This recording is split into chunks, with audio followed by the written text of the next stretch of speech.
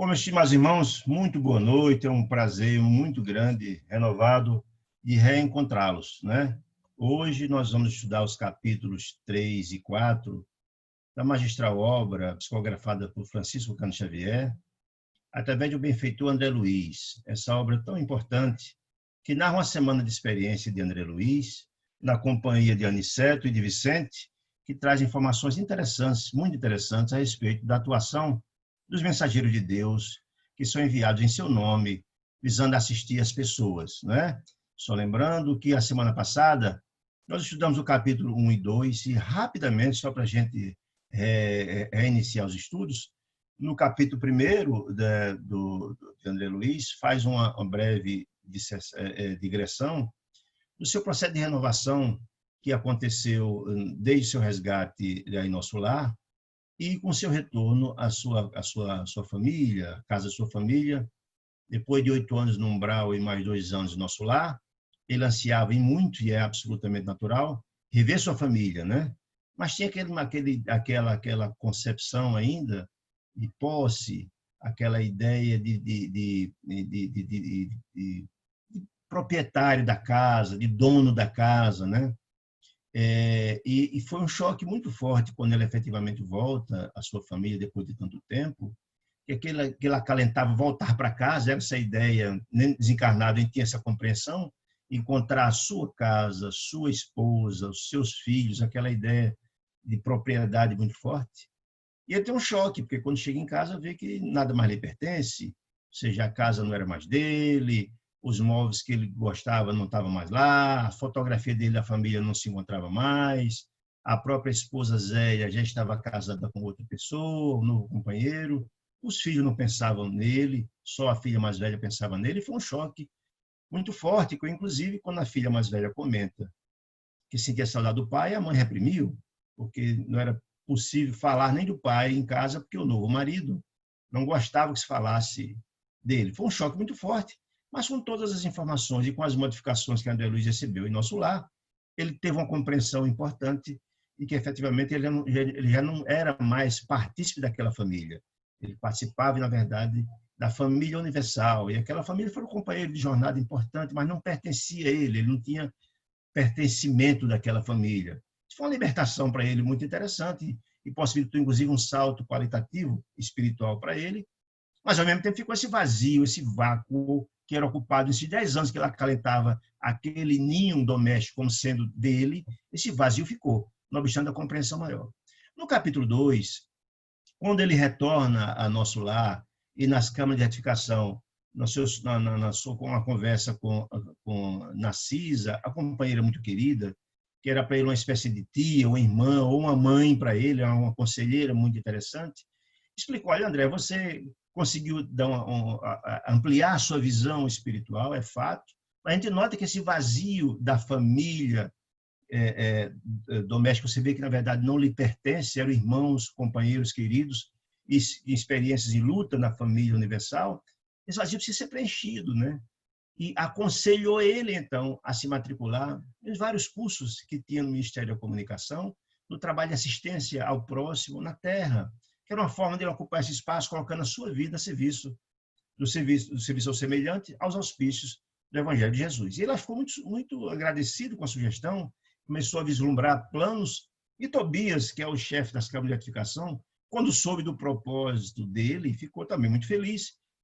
Tobias, quanto Narcisa, tinha um grande apreço por ele, pela dedicação, pelo companheirismo que ele tinha, e ao saber do desejo dele de efetivamente se matricular num curso no Ministério da Comunicação, de pronto se colocou à disposição, ia perder um colega de trabalho, mas ao mesmo tempo sabia, e os espíritos mais elevados sabem do potencial que tem cada um, e eles certamente vislumbrariam o propósito, o projeto que nosso lar tinha para André Luiz, o potencial que ele tinha, e ele se dispôs a procurar o próprio Tobias, chefe das câmaras de retificação, portanto era o chefe de André Luiz, se prontificou a ele próprio procurar o ministro Genésio, que era o ministro da regeneração, cujas câmaras de retificação era subordinado, e ele foi pessoalmente ao ministro Genésio, solicitou a liberação e o encaminhamento de André Luiz para esse curso no Ministério das Comunicações. Mas Tobias fez muito mais. Além disso, no capítulo 2, o próprio Tobias se dispôs a conversar com amigos que ele tinha no Ministério das Comunicações, alguns trabalhadores, alguns instrutores importantes, dentre os quais Aniceto, e foi pessoalmente à noite, já com a carta do ministro Genésio, colocando ele em condições de já se matricular nesse curso. Tobias levou André Luiz à noite na própria casa de Aniceto e tiveram uma conversa muito franca, onde Tobias advoga a causa de André Luiz, né? Solicitando os préstimos de Aniceto e recebendo ele como aluno do curso de mensageiros. E Aniceto fez um pormenorizado relato de como é o trabalho de mensageiro, um trabalho que precisa de muito amor, de muita renúncia, é a busca do homem novo, que está preocupado em trabalhar para o próximo, sem se preocupar com a questão pessoal, né? Fez toda uma apresentação da dureza, da disciplina que seria necessária, da renúncia que seria nesse trabalho, e, ao final, perguntou a André Luiz se efetivamente ele estava disposto a entrar naquele curso, que para ele era muito importante. E André Luiz ficou muito feliz, se colocou à disposição, né, para começar o trabalho.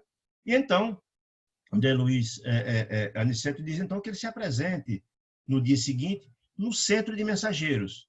E o Centro de Mensageiros é o local onde a parte teórica do trabalho de preparação dos mensageiros acontece, lá no Ministério das Comunicações. E é esse capítulo 3º que a gente vai começar agora, na ida dele, na apresentação dele ao Centro de Mensageiros, tá certo? Que é exatamente esse prédio que está aí ao fundo, mostrado exatamente a chegada de André Luiz com Tobias. Tobias, como um amigo muito querido, foi levá-lo pessoalmente a apresentar as instalações do Centro de Mensageiros, dar explicações a respeito da funcionalidade do Centro de Mensageiros e também apresentá-lo a Aniceto para começar o trabalho dele de aprendiz, ou seja, o trabalho de formação de mensageiros, tá certo?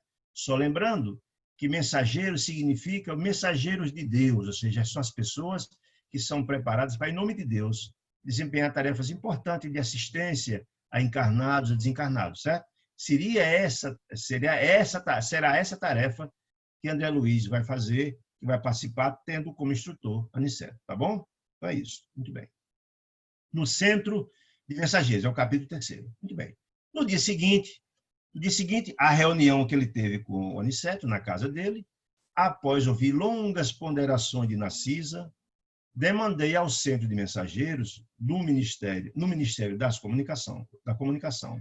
Ou seja, é interessante compreender o papel importantíssimo que Narcisa e Tobias tinham na vida de André Luiz. E aí também é importante compreender o valor da amizade que ele conquistou com o trabalho. Tobias era exatamente o chefe das câmaras de edificações, portanto, era o chefe de onde André Luiz trabalhou um bom tempo, onde começou com muita humildade, ele que fora, na terra, um médico muito famoso, importante, começou no trabalho de faxina nas câmaras de edificações, onde recebe os espíritos as condições mais dramáticas em nosso lar, né? E ele começou lá. Pela dedicação, pelo trabalho, ele conquistou a simpatia, o respeito profundo de Tobias, que passou, além de ser o chefe dele, a ser um amigo muito querido, né?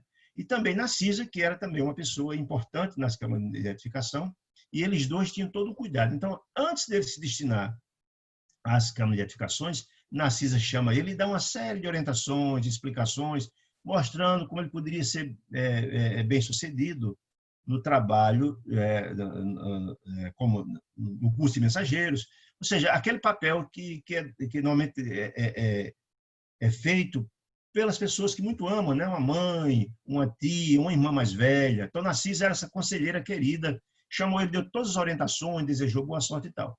Mas, mais interessante, Tobias, além de ter pedido a autorização lá ao ministro Genésio para André Luiz, levou André Luiz na casa do instrutor, Aniceto apresentou, etc. Mas foi mais ainda, foi pessoalmente levar André Luiz para se apresentar ao Centro de Mensageiros. Vê que dedicação, que amizade importante. Então, acompanhava meu prestimoso Tobias, não obstante os imensos trabalhos de que ele ocupavam, o ciclo pessoal. Lembre-se, Tobias era o chefe das câmaras de edificação, mas deixou seu horário de trabalho, ver a importância da amizade e do carinho que ele teve. E foi pessoalmente lá levá-lo e apresentá-lo e tal. Deslumbrado, André Luiz deslumbrado, atingia a série de majestosos edifícios de que se compõe a sede da instituição. E aí merece um destaque essa observação. Uma série de majestosos edifícios. Veja bem, é importante a gente compreender que os mensageiros, onde são formados os mensageiros, ele diz aqui que era uma série de edifícios. Imagine a magnitude do trabalho desenvolvido por uma colônia do porte de nosso lar. E a gente também pode compreender isso muito bem, porque lembre-se, o que na verdade é nosso lar? Nosso lar é uma colônia de transição. O que significa ser uma colônia de transição?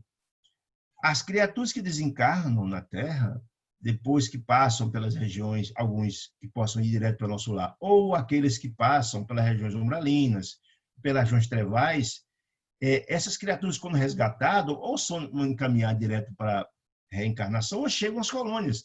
Então, o nosso lar tem um papel muito direto com as criaturas que estão na Terra ou que passaram pela Terra e chegaram até lá. Ou seja, é uma colônia de transição. As criaturas desencarnam e, na erraticidade, chegam às colônias espirituais, que o que, na verdade, significa as colônias espirituais?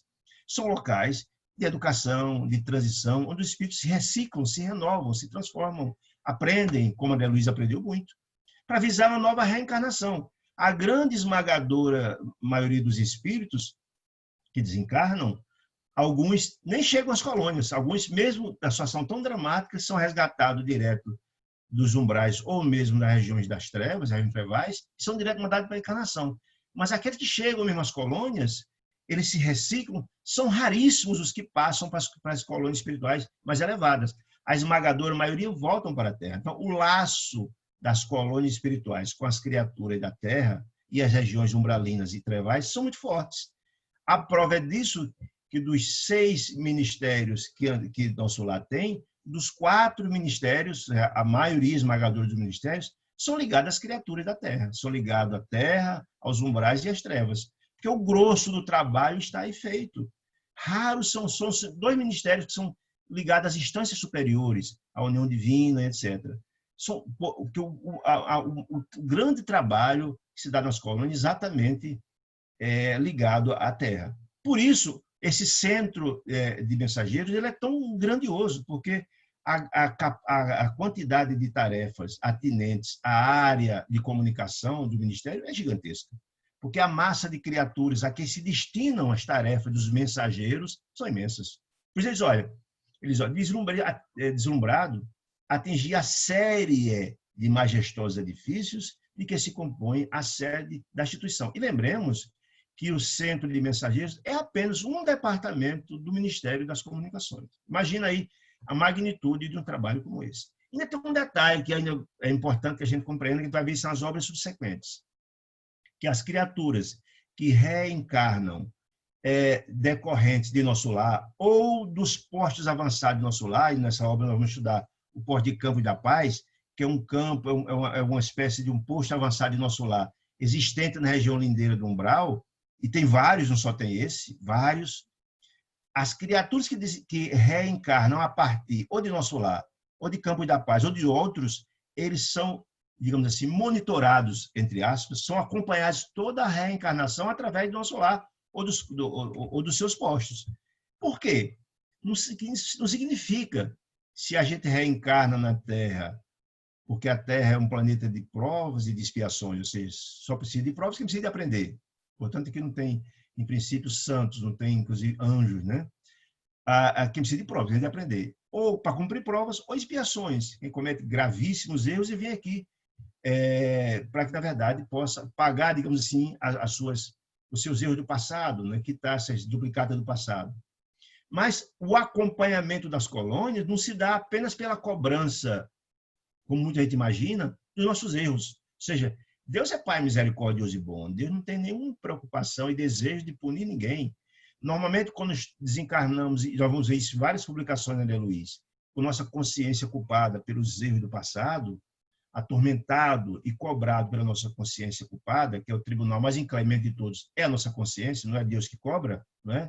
Rogamos ao Pai a possibilidade de reencarnar e encontrar com aqueles irmãos aos quais prejudicamos no passado, de sorte que possamos desatar esses nós do passado, né, transformar os elos de ódio e ressentimento em alianças de amor e de paz, visando a evolução, o crescimento de cada um de nós, que, afinal de contas, é o desejo de Deus que seus filhos renovem, se transformem e sejam felizes. Né? Então, esse processo de acompanhamento das colônias, e nosso lar tem, portanto, um leque gigantesco de criaturas que reencarnaram a partir da programação feita em nosso lar, é acompanhar toda a encarnação, desde o processo da concepção, desde o processo desde o mapa reencarnatório, a gente vai ver essas obras subsequentes da Luiz, desde o mapa reencarnatório, que dependendo do estado do espírito, o espírito participa da elaboração desse mapa reencarnatório, inclusive com todas as provas que passará, ou seja, nenhum de nós, em princípio, somos desconhecedores dos compromissos passados, nosso espírito conhece, não é?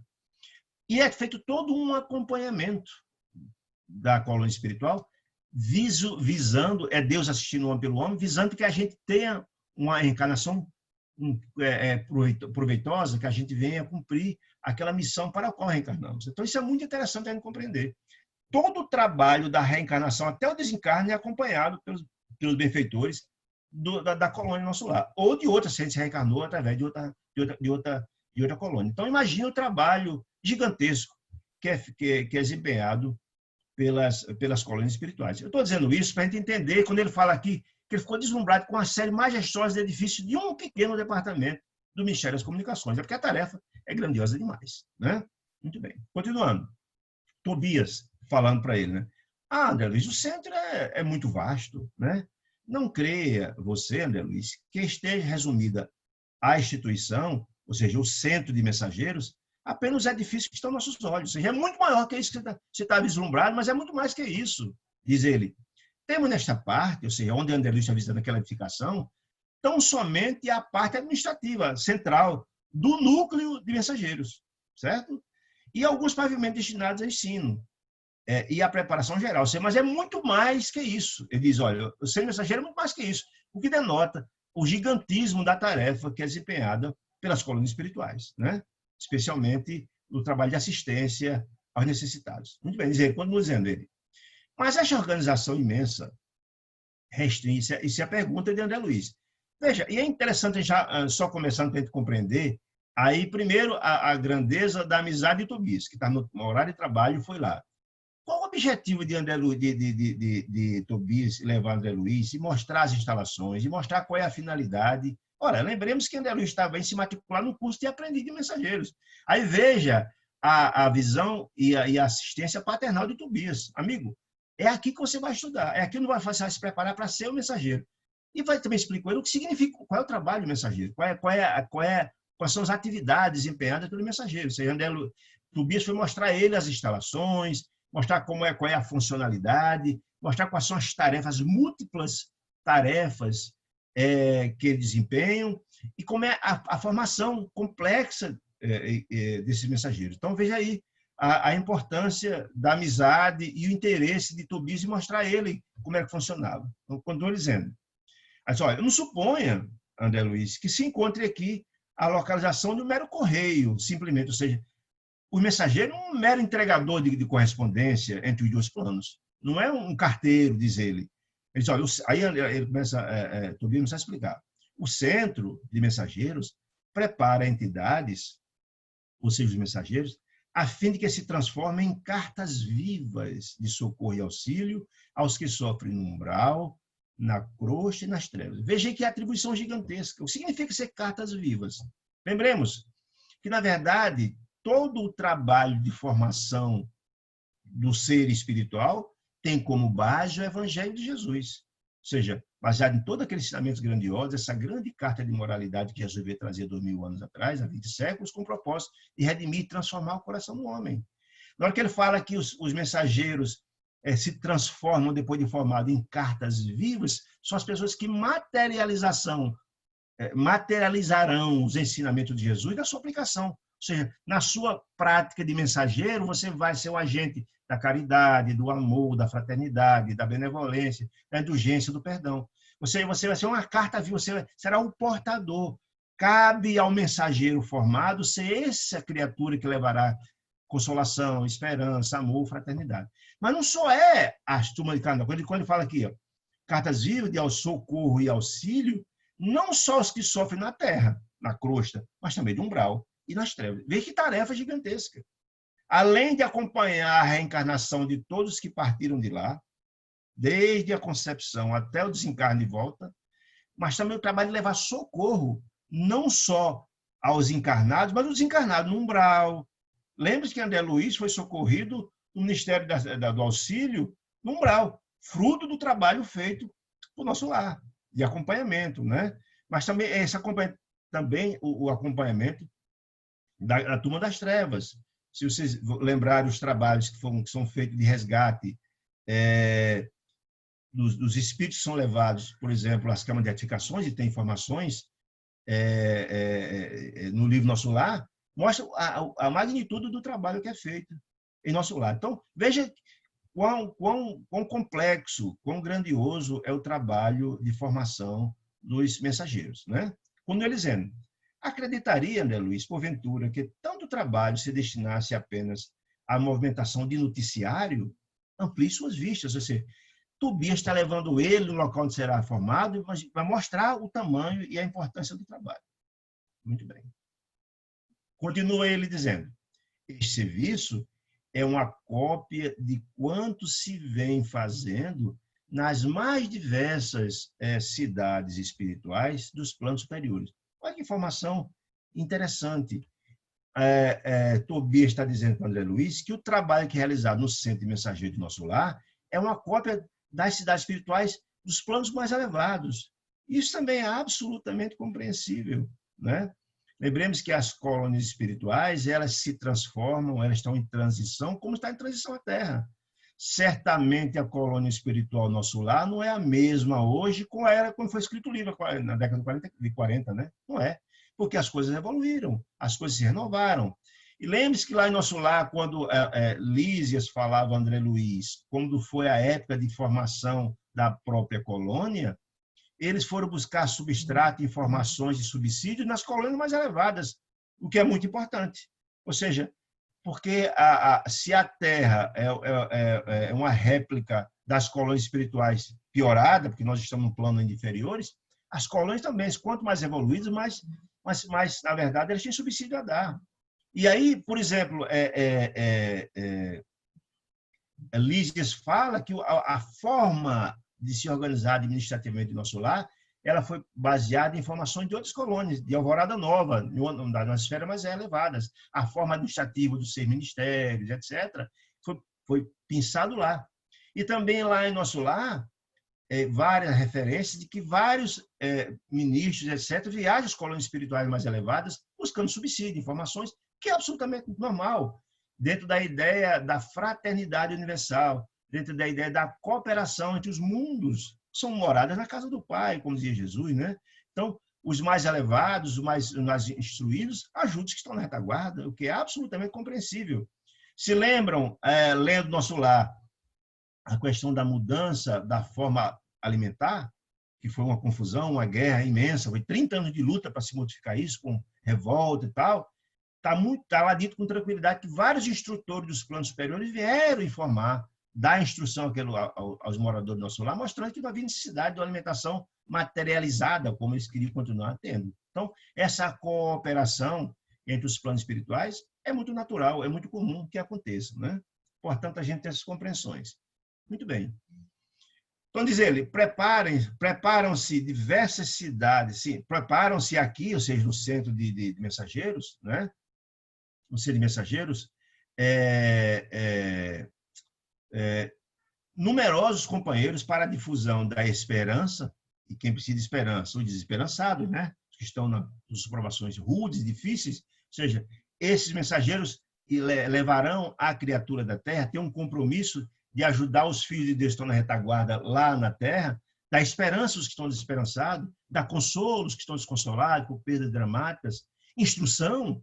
Lembremos que o Espírito de Verdade, lá no Evangelho, nos fala de que nos concita que o processo evolutivo está, nos diz, espíritas, amemos, instruí-vos, ninguém cresce sem estudar, sem se renovar, sem buscar conhecimentos novos. Então, uma das tarefas importantes dos mensageiros é buscar esperança, levar consolo instruções e avisos. Quem lembra das cartas consoladoras de Francisco Cândido Xavier, que tinham esses condões de dar aviso, de renovação, de dar consolo, né? Então, as tarefas dos mensageiros são múltiplas e de uma importância extraordinária. Continua dizendo, nos diversos setores da evolução planetária. Lembremos que a evolução planetária não só acontece aos encarnados. Lembremos que a evolução também acontece na erraticidade, né? Lembremos, por exemplo, nas regiões umbralinas, também se evolui. Lembremos que André Luiz passou 8 anos lá, porque estava com o coração cheio de ressentimentos, etc., até ele purgar, por isso que é a região purgatorial, até purgar aqueles sentimentos harmoniosos e cansar de sofrer, e erguer a Deus uma prece solicitando as providências, ele estava aprendendo, se renovou. Ele chegou em nosso lar em fruto desse processo de renovação. Como também as criaturas, que porventura têm felicidade de cair nos desfiladeiros das regiões trevosas, lá sofrem muito, mas também aprendem sofrendo. Aquela história de que a dor se gemer é fato, né?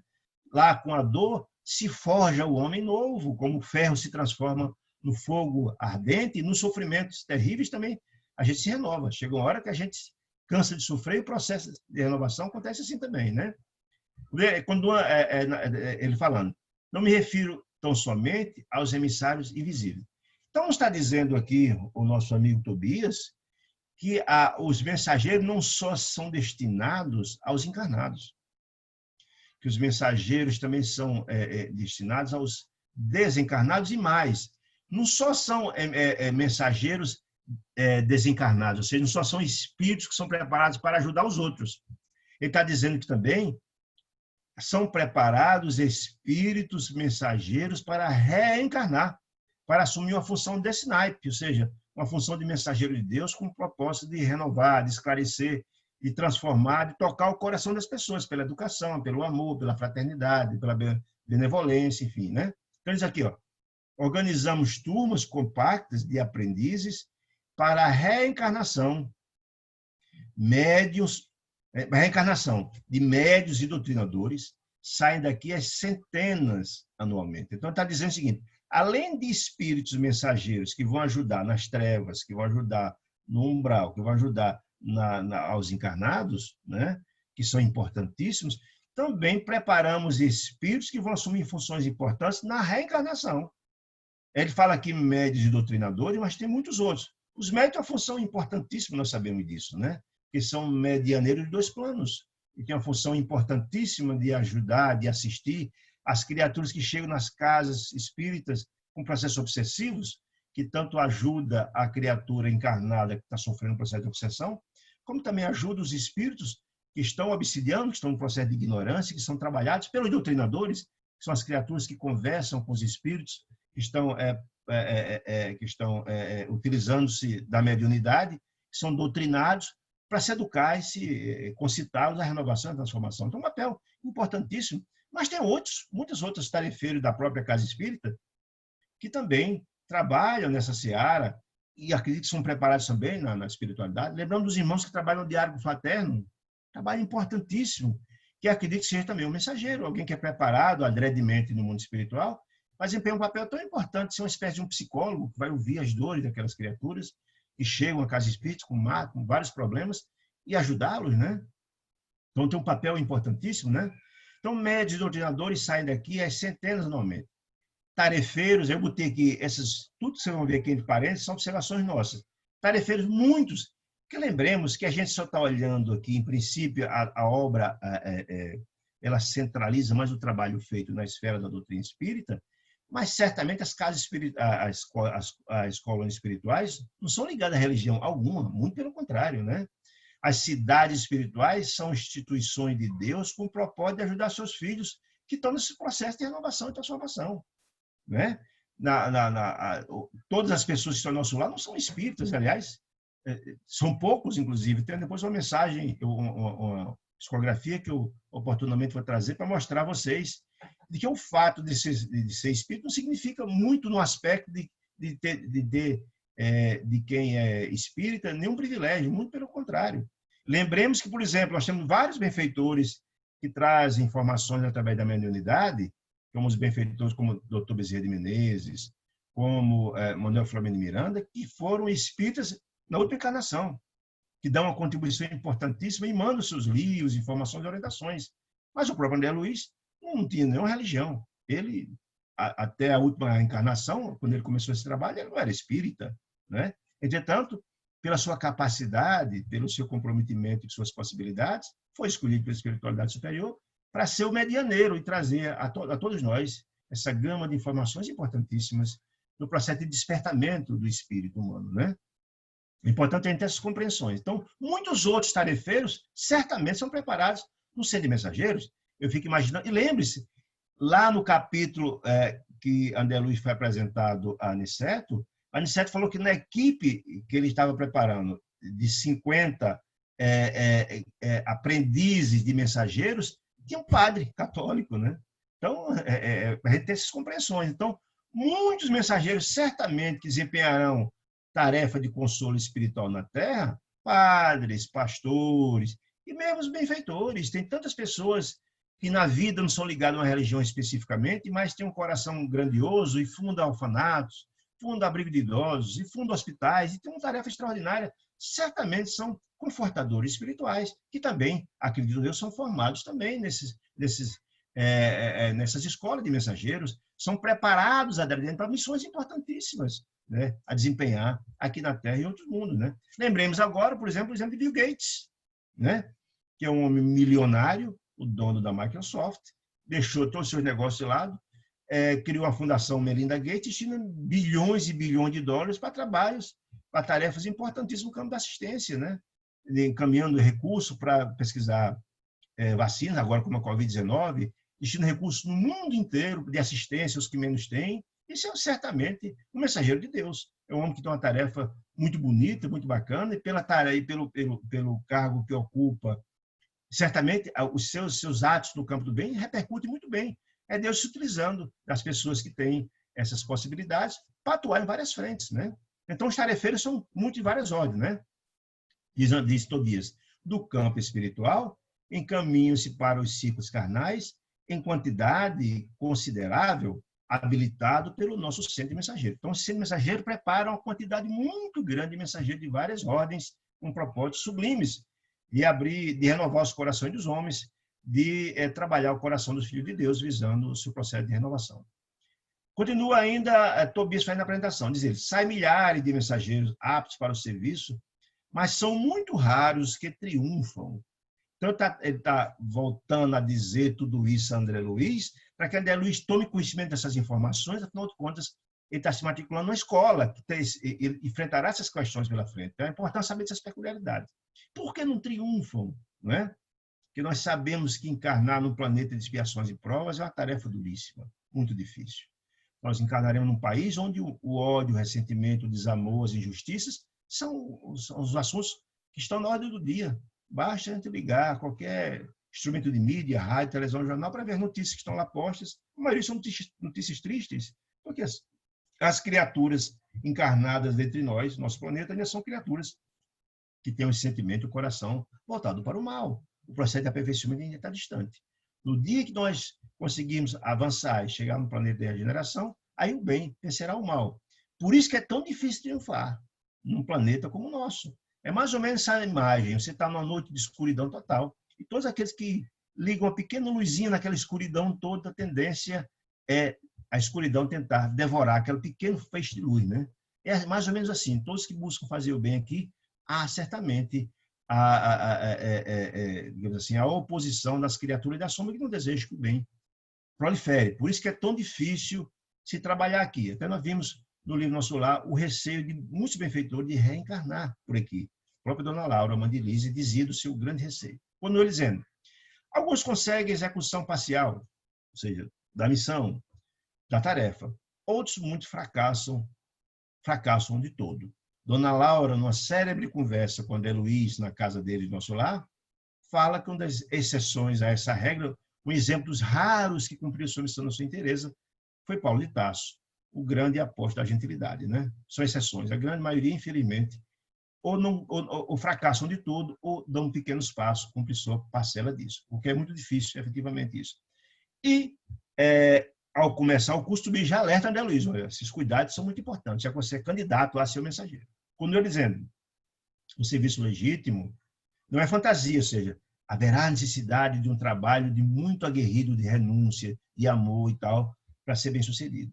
Segundo ele, longas fileiras de médios e doutrinadores para o mundo carnal partem daqui, do centro de mensageiro de nosso lar, mas de outras colônias todas, já que ele falou que ali é apenas a cópia do centro de outras colônias. Todas as colônias espirituais, que são as milhares pelo mundo afora, encaminham benfeitores dentro do propósito de renovação, de transformação, e que Deus encaminha os espíritos mais experimentados, com mais vivência, com mais luzes, tentando tocar o coração dos que estão aqui retardatários, né? Isso é que é importante compreender. Muito bem. Porque, assim, médios, longas filas de médios doutrinadores para o mundo carnal partem daqui, com a necessidade de instruções, ou seja, o trabalho, ninguém parte do mundo espiritual para uma tarefa dessa magnitude sem ser feito um trabalho de formação muito forte.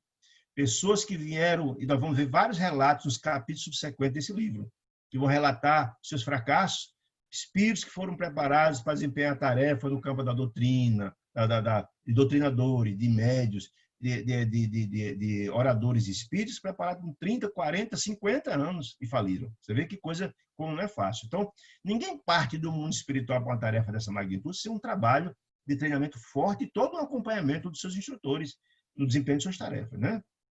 Como diz aqui, porque os benfeitores da espiritualidade superior, para intensificarem a redenção humana, ou seja, Deus enviando os mais instruídos com a finalidade de orientar, precisam de renúncia e de altruísmo dos seus trabalhadores. Aí é que eu listei apenas uns para a gente mostrar a importância desses mensageiros do bem, né?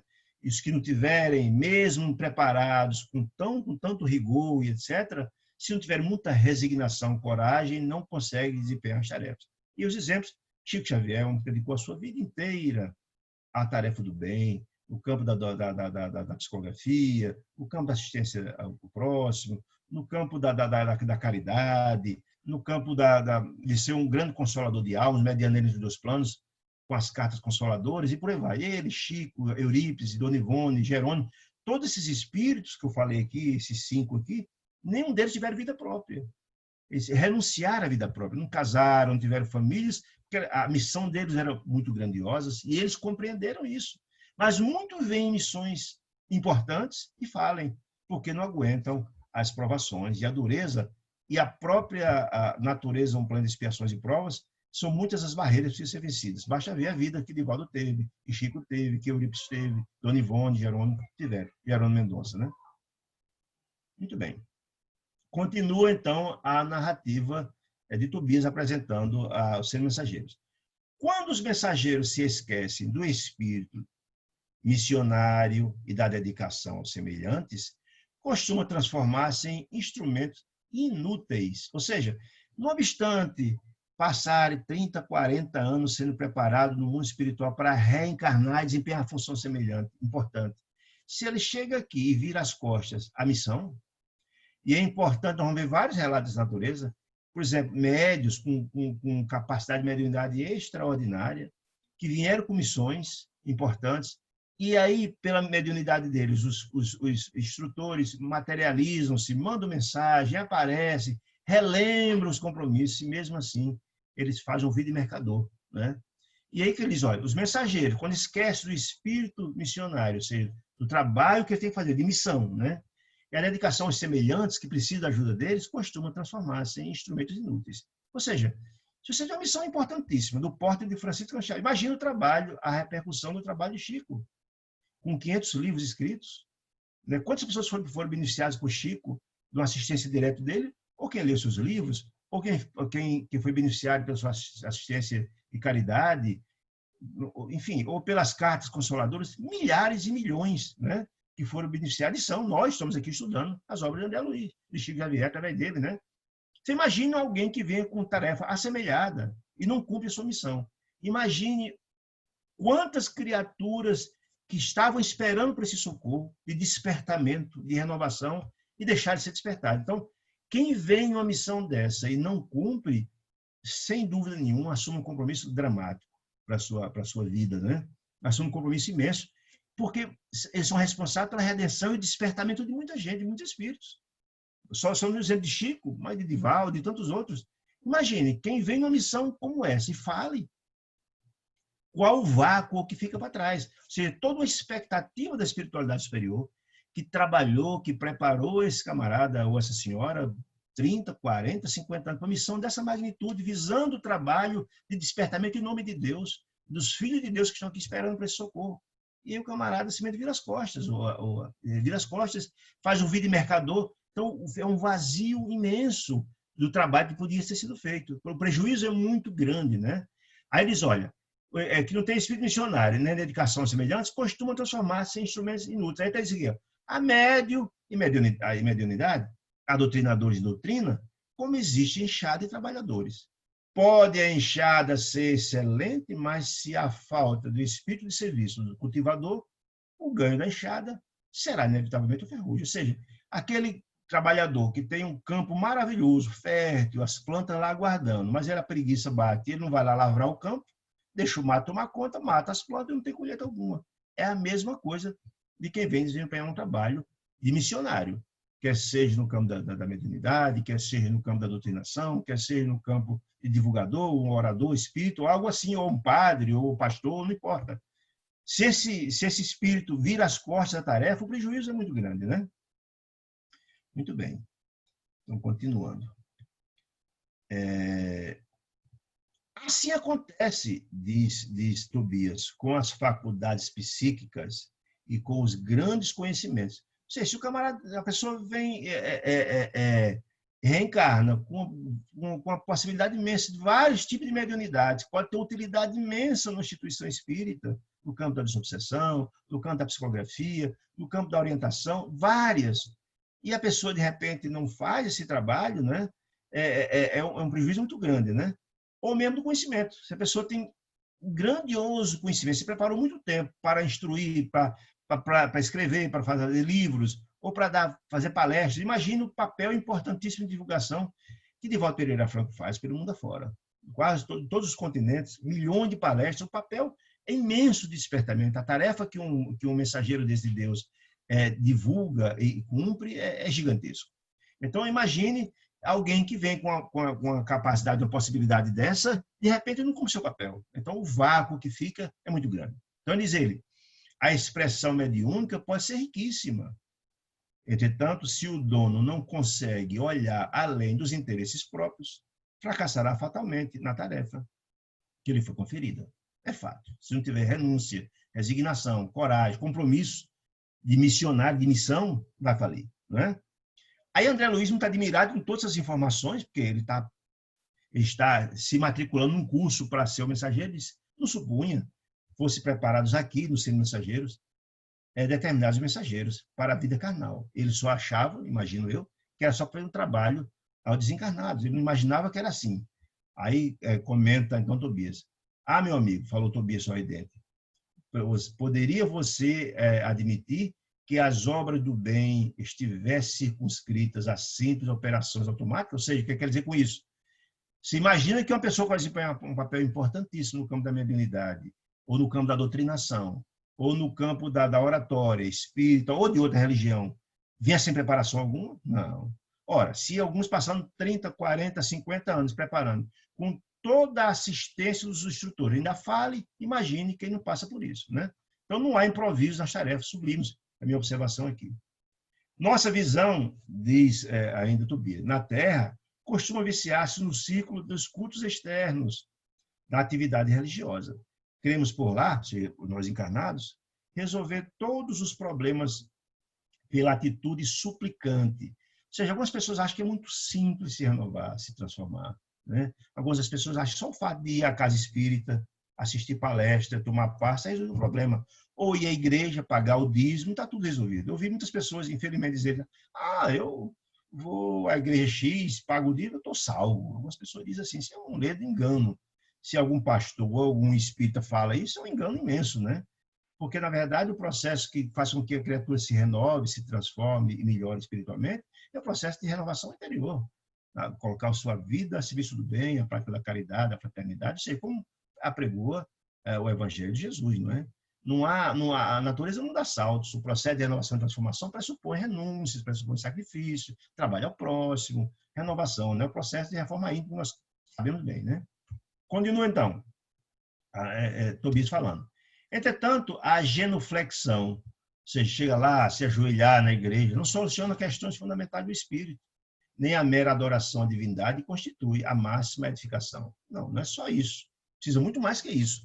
Precisa aliar o conhecimento à prática do bem, né? Aquela velha máxima de que, fulano é uma pessoa tão boa, não faz mal a ninguém. Isso não tipifica o homem de bem não fazer o mal. O homem de bem é aquele que faz o bem, não é aquele que não faz o mal. Não fazer o mal é uma obrigação, né? Mas as pessoas ainda pensam assim, equivocadamente. Em verdade, todo ato de, isso é Tobias falando, todo ato de humildade e amor é respeitável e santo. E, incontestavelmente, o Senhor nos concederá suas bênçãos. No entanto, é imprescindível considerar que a manutenção da limpeza do vaso para recolhê-las é dever que nos assista. O que ele quer dizer com isso? Todo pleito que é feito, toda prece que é feita, ela tem uma destinação e é ouvida. É ouvida. Entretanto, ela só é concedida em conformidade com o nosso merecimento. Algumas pessoas falam, essa história de prece, não tem sentido algum, eu faço tanta prece, mas Deus não me ouve. É um ledo engano, né? Porque, na verdade, as pessoas eles pedem coisas, e Deus, que é o Pai misericordioso e bom, é tudo justiça e tudo bondade, sabe que aquilo que ele está pedindo, ao invés de ajudá-lo, às vezes ia prejudicar. Seria compromisso muito mais grave. As pessoas só pensam em questão de materialidade, né? Entretanto, nos diz muito bem a espiritualidade, e quem teve a possibilidade de dar uma lida nessa magistral obra da coleção André Luiz, Entre a Terra e o Céu, essa maravilhosa obra, né, que nós vamos estudar mais à frente, é o livro 7, no capítulo 1, tem uma fala magistral do ministro Clarencio, que ele fala sobre a prece, os valores e a importância da prece. Nós vamos estudar mais à frente. Vou entrar alguns detalhes aqui que são interessantes, porque nesse próprio livro nosso, que estamos estudando na Mensageiros, lá na frente, nós vamos ver na prática como é que isso acontece na prece de esmalha. Nós vamos ver como, na verdade, o trabalho é feito e cada um recebe em conformidade com a sua capacidade. Mas, assim, nesse livro, Entre a Terra e o Céu, tem está Clarencio dando uma palestra em nosso lar, chamado Templo de Socorro, sobre a prece. Olha que coisa interessante.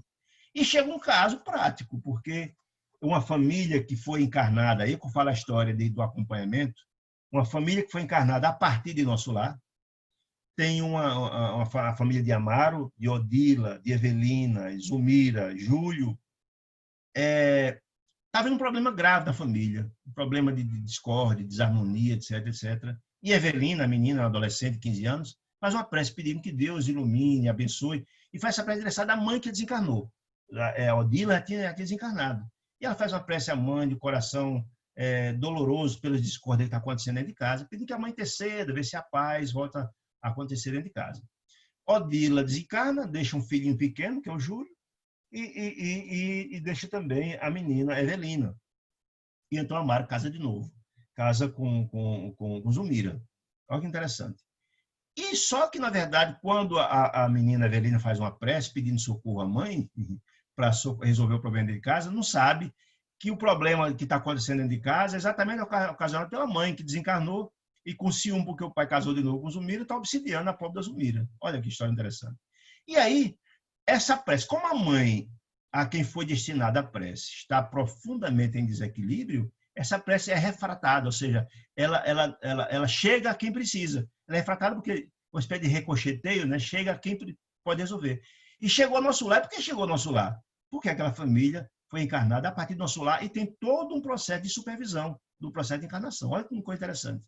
E a partir desse pedido de prece que chega, a Clarencio chega, todo um trabalho e é feito um trabalho prático de acompanhamento, feito um trabalho de socorro a essa família. Então, a prece dessa menina chegou às instâncias, toda prece tem resposta, e Clarencio fala isso no livro, toda tem, né? Há toda uma repercussão. Entretanto, ele nos diz também, de uma forma muito interessante, que o amor de Deus, ele desce das instâncias sublimes do coração do Pai, desce de cima a baixo até regiões de dor e sofrimento, regiões trevais. Ele sobe e desce, é um fluxo e refluxo desse amor de Deus que desce o tempo todo. Porque Deus faz chover entre os justos e os injustos, os bons e os maus, como diz o Espírito de Verdade no Evangelho, né? Esse fluxo está descendo o tempo todo. E, na verdade, na hora que a gente faz as preces, e essa prece chega à instância que se pode resolver, se a prece é destinada a alguém que não pode, o espírito não pode equacionar, chega ao que pode equacionar, né?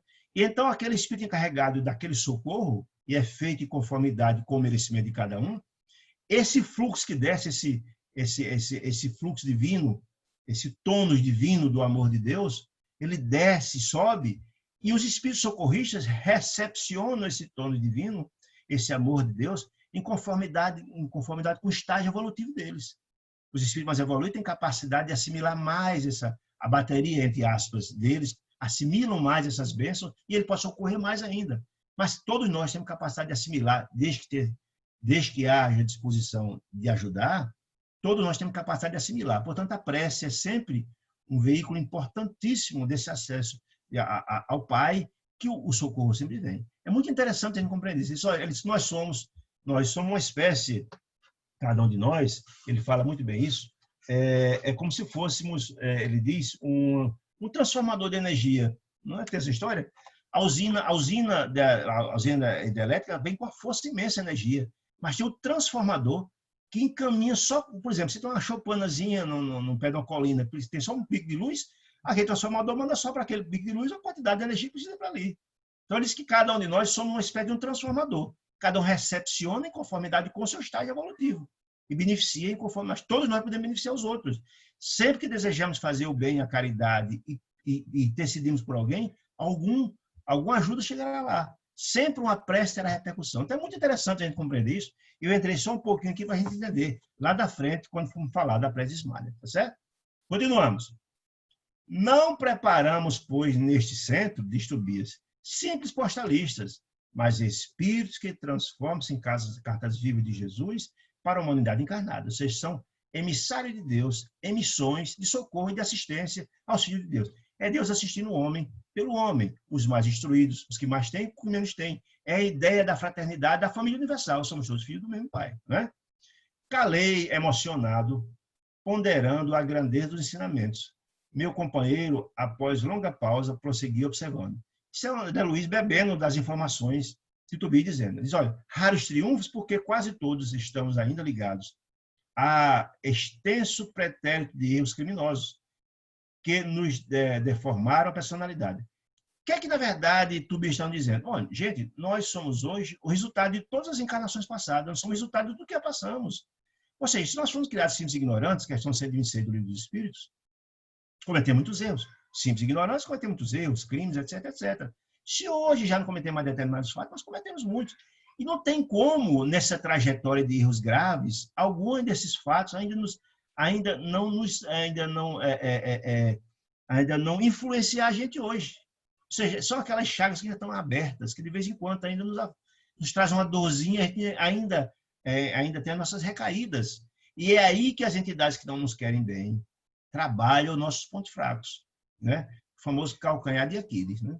É por isso que, por exemplo, às vezes os processos obsessivos se dão onde a gente tem nossas falhas morais. Por exemplo, a criatura que na encarnação passada não foi zeloso com o trato do dinheiro público, ele, em algum momento, nesse trato do dinheiro, as entidades infelizes vão perturbar o ouvido dele para ele cair naquela tentação, e muitas vezes cai, porque nós estamos ainda, essa ferida está em aberta, né?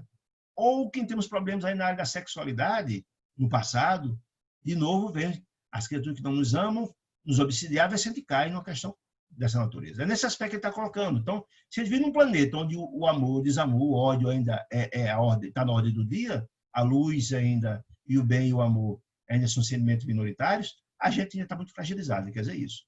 Em cada novo ciclo, em cada nova reencarnação de empreendimentos carnais, acreditamos muito mais em nossas tendências inferiores do passado que nas possibilidades divinas do presente, complicando sempre o futuro. Se a gente convive muito mais com desamor, com ódio, ressentimento, etc., com sentimento de altruísmo. Isso, de alguma sorte, ainda mexe com nossas remanescências do passado. Continua ele em conclusão aqui dessa apresentação de Tobias a André Luiz no Centro de Mensageiros. É desse modo que prosseguimos por lá, na terra, né? Agarrados ao mal, esquecidos no bem, chegando por vezes ao disparate de interpretar dificuldades como punição, quando todo obstáculo traduz oportunidade verdadeiramente preciosa aos que já têm olho de ver. O que significa isso, gente? Olha, se Deus é Pai de amor e bondade, e não há dúvida disso, Deus não pune ninguém. Essa história das religiões, outras que dizem que Deus castiga, isso é um equívoco grave. Deus é Pai misericordioso e bom. Na verdade, quando a gente enfrenta as dificuldades da vida, é a colheita do que plantamos no passado. É a colheita do que plantamos no passado. Jesus nos dizia que nós temos... o plantio é voluntário, mas a colheita é obrigatória. Ou seja, se plantamos no passado, temos que colher, não tem jeito. E muitas das vezes, as obras da Bíblia vão mostrar que o nosso processo reencarnatório nos prepara, dependendo do estágio de cada um de nós, nos prepara o nosso mapa reencarnatório. Atormentado com nossas dores das reencarnações passadas, rogamos ao Pai a possibilidade de encontrar aqueles que cometemos mal no passado. Então, a dificuldade do presente é fruto do que nós precisamos pagar o que devemos. Não dá para transferir a dívida. Somos nós que temos que enfrentar essas questões. Então, não dá para culpar ninguém pela dificuldade do presente, a não ser nossos procederes do passado e agradecer a Deus por nos dar a oportunidade de quitarmos, de pagar essas dívidas, essas duplicadas pendentes, para seguir nosso processo de renovação e transformação. Nos entendemos com aquilo que desentendemos no passado, que, afinal de contas, Deus deseja a felicidade nossa e deles, são todos filhos do mesmo Pai. Não é? Portanto, os obstáculos são oportunidades interessantíssimas. E aí, Chico Xavier, o grande exemplo que ele dizia isso, que era muito grato a Deus pelas suas dores, pelas suas dificuldades, pelos seus sofrimentos, porque elas aprenderam a enfrentar as dores e aprendeu a vencê-las. Não é? Isso é belíssimo, né? É verdade. Ninguém aprende a se levantar sem cair, as quedas, os levantes, as dores. É um grande fonte de aprendizado. Aquela velha história que a dor ensina a gemer é fato, é real. Nós precisamos enfrentar a dificuldade, de vez por outra, para aprender a suplantar, a vencer a dificuldade. Se você enfrentou, você vai aprender a vencê-la, né? Então, são lições importantíssimas, né? As diversas turmas de aprendizes encaminhados à sala de aula. Ou seja, depois dessa conversa toda, a Tobias já vendo que as turmas já estavam indo para a sala de aulas, resolveu, então, procurar Aniceto, que, afinal de contas, ele foi lá para apresentar André Luiz Aniceto, né? Procurando Aniceto no departamento de instrutores, né? E o propósito de Tobias nós já falamos aqui. Muito bem.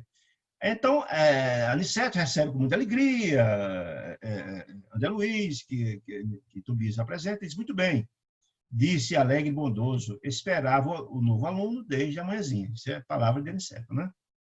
Aí, de pronto, lembra-se que lá, quando Aniceto falou que do grupo de novos aprendizes tinha um médico, ele manda de pronto chamar Vicente, que era o único membro da equipe de novos aprendizes que era médico. Manda chamar, e quando Vicente chega, apresenta Vicente e André Luiz. Até agora, Vicente é o meu único aprendiz médico. Vocês ficarão juntos em vista da afinidade profissional. Lembra quando André Luiz estava conversando com o Aniceto, ele explicou que a metodologia de trabalho é que todos os alunos, mensageiros, no nosso lar, participam junto da aula teórica, mas a parte prática na Terra era feita por afinidades, por profissão. Ou seja, quando for levar os médicos, só vai descer a parte prática, junto com os mensageiros já formados, mas os alunos só descem, os médicos, depois só descem por segmento, né? Aí pediu, então, Aniceto a Vicente para esclarecer o novo candidato, que é André Luiz, que é candidato ao curso, os nossos regulamentos. Como é que funciona, né? E, afinal de contas, o Vicente já está lá há mais tempo, né? E venham juntos para a instrução no meio-dia. Esse é o final do terceiro capítulo. Essa apresentação de Tobias do Centro de Mensageiros, explicando a sua funcionalidade. Muito bem.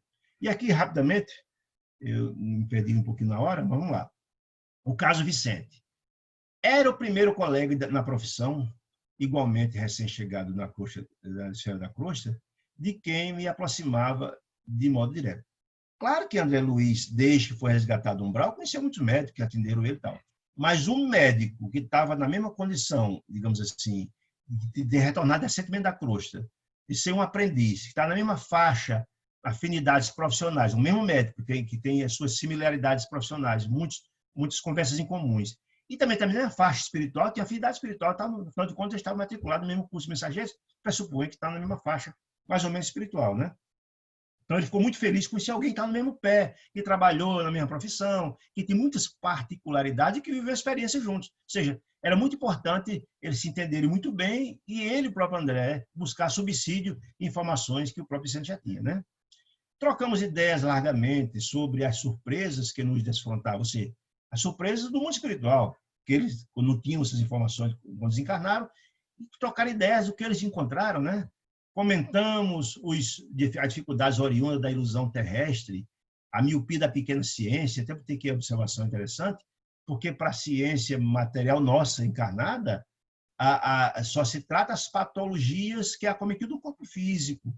Eles esquecem, André Luiz faz essa observação numa de suas obras, e que no dia que a ciência compreender que as doenças do corpo nada mais são do que a reverberação da doença da alma, a ciência dará um salto extraordinário de conhecimento. Ou seja, se um dia que tiver essa compreensão que as doenças do corpo nada mais são do que a doença da alma, começarão a trabalhar a alma.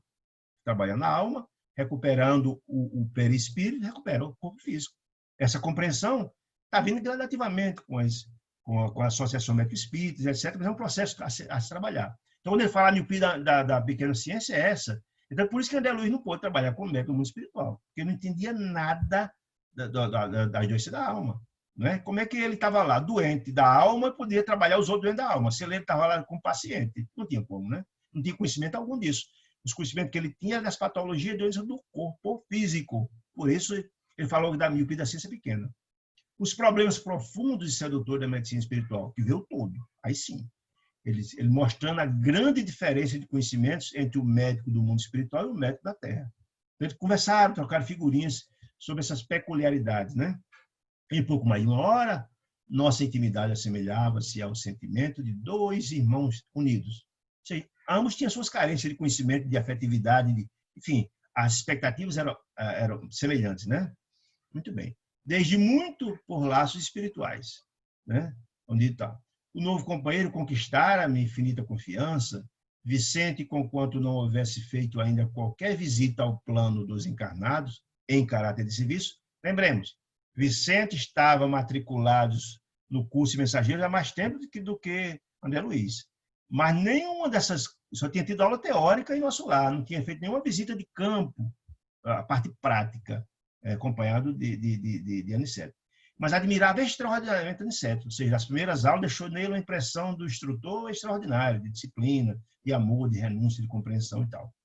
E punha-me ao corrente dos estudos valiosos que se entregara junto dele. Ou seja, nessa conversa primeira, Vicente falou muito do como é que estava desenvolvendo o trabalho, junto com o nosso amigo Aniceto, falou do que os estudos que já tinham sido feitos, enfim, colocou ele a par do que estava acontecendo até então. Após André contar da sua história particular, ou seja, entender, eles foram apresentar de manhã e André Luiz ficou com Vicente, por determinação do próprio Aniceto, para se familiarizar das coisas, voltar só depois do meio-dia. Nesse ínterim, essa conversa rolou e André Luiz contou a sua história. Que história? E como desencarnou, que passou 8 anos no umbral, que depois foi resgatado, se tratou, e passou, mas trabalhou as câmaras de retificações, e depois visitou a família, qual foi o desdobramento disso tudo, colocou Vicente rapidamente a par da sua história, afinal de contas, ele trabalhar juntos, essas informações de um e de outro eram interessantes. Depois, então, Vicente começou a contar, a narrar a sua própria dolorosa experiência. E era, então, era interessante André Luiz tomar conhecimento até para também saber como é que tinha sido toda a trajetória de Vicente, né? Então começa Vicente a narrar. Após tornar-se médico, casou-se com Rosalinda, era o nome da esposa dele. Esse casamento proporcionou uma vida confortável e devotou seu afeto. Ficou muito feliz inicialmente, tinha uma boa remuneração, tudo bem. Tiveram 2 filhos, meu bem-estar era excepcional. Após 10 anos de casamento, de união, trabalhávamos juntos no laboratório médico, que nos dava muito bem. Ou seja, Vicente está dizendo que se formou, mas não trabalhou em clínica. Ele preferiu construir um laboratório e enveredar por esse ramo de laboratório, como muitos médicos constroem laboratórios, estão muito bem. Ele era muito bem familiarizado na área médica e muitos médicos mandavam muita coisa para ele, então o laboratório dele progrediu muito bem. E Rosalinda, a esposa dele, trabalhava com ele no laboratório. Progrediram, foram muito bem-sucedidos no trabalho. Foi quando meu irmão Eleutério, irmão, portanto, de Vicente, advogado, solteiro, algo mais velho que eu, entrou nessa casa. Ele residia no hotel, mas compartilhava da nossa residência. Rosalinda dava toda a atenção ao meu irmão. Ou seja, começou aí a coisa a criar uma dificuldade. Rosalinda começou a mudar depois de que o irmão Eleutério começou a visitar a casa dele. Exigiu que eu contratasse um auxiliar para dar mais atenção aos filhos, ou seja, ela trabalhava com ele no laboratório, mas exigiu, a partir dessa visita da chegada de Eleutério, que ele contratasse um auxiliar para ele no laboratório, para ela ficar mais livre, para ficar mais em casa. Começou a não aparecer mais no laboratório e os abraços ficaram escassos. A gente começou a mudar, ela começou a mudar muito. Preferia o cinema ou a estação de repouso em companhia de Eleutério. Isso me entristecia bastante. Mas eu não poderia desconfiar da conduta de meu irmão. Minha vida doméstica, antes tão feliz, passou a ser de solidão. Ou seja, era uma criatura que tinha família, mas do ponto de vista do aconchego da esposa, ele já não tinha, vivia só, praticamente. Assim corriam as coisas, quando singular transformação me alterou a experiência. Pequena borbulha nasal, ou seja, uma espinha no nariz, que nunca me trouxera incômodos de qualquer natureza, depois de levemente ferido, se ele ter passado a unha, talvez, feriu a espinha, ferida, tomou caráter de extrema gravidade. Em poucas horas, declarou-se a septicemia, ou seja, infecção generalizada. Imagina, uma pequena espinha que passou a unha e, de repente, virou uma infecção generalizada. Imagina. Compreendi que o fim se aproximava. Rápido. Rosalinda e Eleutério pareciam consternados e até hoje guardo a impressão de ver-lhes os olhos ansiosos no momento em que a neblina da morte me envolvia os olhos materiais. Depois de algum tempo de tristes perturbações nas zonas inferiores, ou seja, ele desencarnou e passou também pelo umbral. Ele não diz quanto tempo, não conta detalhe disso. Mas depois de algum tempo de tristes perturbações nas zonas inferiores, como André Luiz também passou, quando já me encontrava restabelecido no nosso lar, ou seja, ele foi levado para o nosso lar como André Luiz, foi restabelecido, já estava tranquilo, já estava em condições de se melhorar, certifiquei-me de toda a verdade, do que efetivamente tinha acontecido. Até então eu não tinha a menor ideia do que tinha acontecido. Voltando ao lar terreno, como André Luiz voltou à casa da família, né, encontrei a grande surpresa. Rosalinda havia desposado Eleutério em segunda turma, ou seja, o irmão casou com a esposa dele. Aí André Luiz, muito inocentemente, disse, mas como são idênticas as nossas histórias, porque a esposa de André Luiz também casou de novo, né? Exclamei impressionado. E isso é que não, protestou a sorrir Vicente, né? E continua a narrar sua impressionante história. Outra surpresa me dilacerava o coração. Somente ao regressar ao lar, quando ele voltou a casa, soube que fora vítima de odioso crime. Ele morreu fruto de um crime. Meu próprio irmão inspirou a trama sutil e perversa da morte dele. Seu próprio irmão planejou esse processo todo. Minha mulher e ele apaixonaram-se perdidamente um pelo outro e cederam a tentações inferiores. Não havia que recorrer a divórcio. Naquela época, imagine, esse livro foi escrito em 44, no começo desse século, não havia divórcio naquela época, de nem pensar nisso. E mesmo que a legislação facultasse, mesmo que tivesse, constituiria um escândalo o afastamento de Rosalinda para unir-se publicamente ao cunhado. Ou seja, alguém pode imaginar, por que não separou então de Vicente, já que gostava de Eleutério, e casasse? Mas seria um escândalo na época. Mesmo que tivesse o divórcio que não tinha, no começo do século, isso era um escândalo imenso. Separar do marido para casar com o irmão. Ele quer dizer isso, né? Muito bem. Eleutério lembrou, porém, que possuíamos experiência em laboratório. Possuímos quem? Ele, Vicente e a esposa, porque trabalharam junto no laboratório. Tem toda uma expertise de como trabalhar, como manipular os equipamentos no laboratório, etc., os tubos de ensaio e tal. E sugeriu a Rosalinda a ideia de me aplicar em determinada cultura microbiana, seu micróbio violento, né? que ele mesmo se incumbiu de obter. Ele, o próprio Eleutério, comprou esse micróbio violento e a esposa já tinha expertise de manipular equipamentos, né? Obter. Na primeira oportunidade, a pobre da companheira não vacilou e, valendo-se do meu sono descuidado, introduziu na minúscula espinha nasal, sem espinha no nariz, algo ferida, o vírus destruidor. E aí tem você o meu caso naturalmente resumido. Eu estava assombrado. Ele foi assassinado, né? Na trama do irmão da esposa. E os criminosos? André Luiz ficou indignado. E os criminosos? Perguntei. Rosalinda e Eleutério, disse Vicente, vivem aparentemente felizes, são excelentes materialistas, muito ligados a dinheiro, materialidade, por enquanto, e gozam, por enquanto, né? E gozam num mundo transitório de grande fortuna, moedada e alto conceito social. Mas e a justiça? Questionou André Luiz. Indaguei aterrado. Aí mostra a grandeza de Vicente, né? A compreensão que atingiu ele. Ora, André, esclareceu serenamente. Tudo vem no seu tempo. Tanto no tempo quanto no mal. Tanto no bem quanto no mal. Tudo ao seu tempo, né? Primeiro, a semente, depois os frutos. Aquela história que você pode escolher entre plantar. Está no seu albedrío plantar ou não, mas a colheita terá que acontecer. Percebendo-me, porém, as tristes impressões, Vicente concluiu. Não falemos mais disso. Seja, não fale mais disso. Eu falei só para você tomar conhecimento disso, mas não se zangue com isso, não, disse Vicente. Aproxima-se a hora da instrução. Atendamos aos nossos necessitados essenciais, que era o propósito para os quais eles estão se preparando, para ser mensageiro do bem, né? Essenciais. Auxiliemos nossos amados, ver a grandeza de Vicente, não obstante o erro que cometeu Rosalinda e a família, tem os filhos dele lá, e a própria Rosalinda, entendendo aquela compreensão, todos fazemos parte de uma família universal, e ela é uma irmã dentro dessa família, equivocada, naturalmente, mas merece assistência, né? Que ele está dizendo isso. Auxiliemos nossos amados, que ainda permanecem à distância, encarnados no ciclo terrestre. Não se impressione, André. A árvore, para produzir, não reclama as folhas mortas. A árvore, as folhas caem, mas a planta continua na sua produção, né? Não é o fato de que alguém morreu que ela deixa de produzir. A nossa vida também é assim. Há alguns dissabores que faz parte, mas continua na jornada. Aí essa frase é maravilhosa. Para nós, ou seja, os desencarnados, ele e André Luiz, atualmente, meu amigo, o mal é simplesmente resultado da ignorância e nada mais. Olha que informação interessante.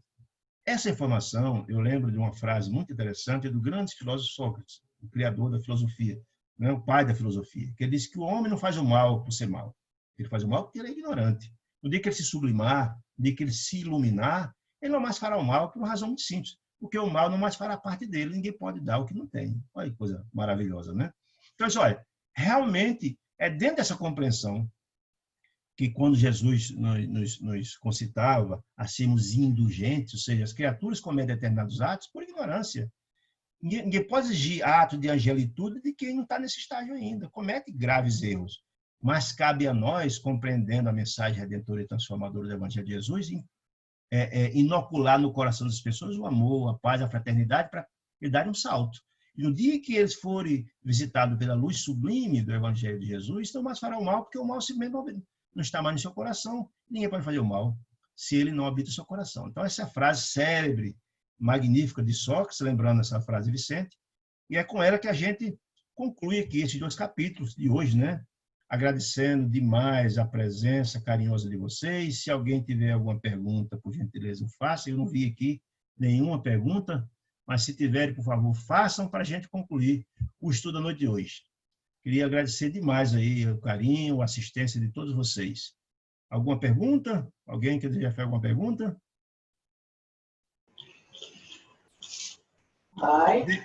Antônio, não, eu queria fazer apenas para que a gente pudesse refletir bastante sobre esse diálogo de Vicente com André Luiz.